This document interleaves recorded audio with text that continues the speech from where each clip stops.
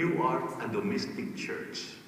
So it's only not when you come to church that way you can worship God. Where can you worship God? Even at home. That's why it's a beautiful introduction that you can make an altar where you can pray together. I am sharing with you what I have heard, how I was, brought up by my parents, and I'm so lucky. One time I shared with you how strict was my father. Although he did not go into the military, he's just like a military man, very strict.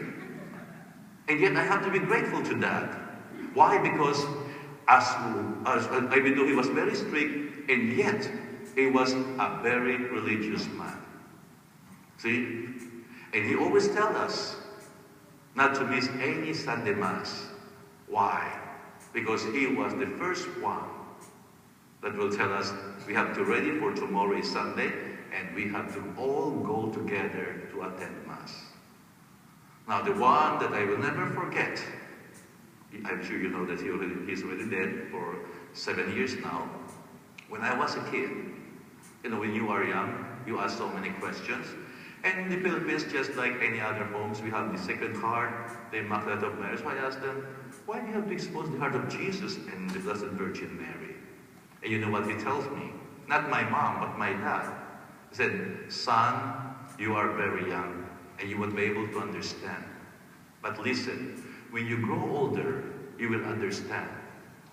Okay, he said, the only thing that I can explain to you is, in order for God, through Jesus and his mother Mary, to show our love, whenever you look at the picture, is to remind you how much they love you. And of course, can I feel it? He said, of course, through other people, through us.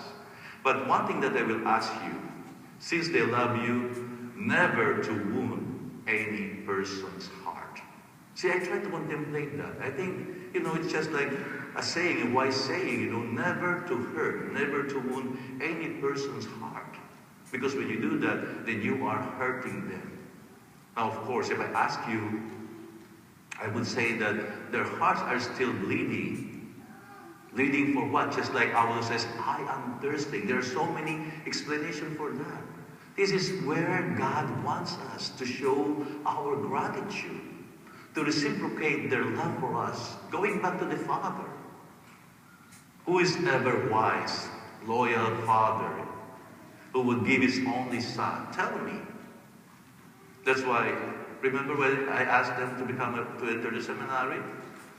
I said to them, well, you brought us to be religious, to be prayerful, and now that I want to enter the seminary, you don't want me. See? Of course.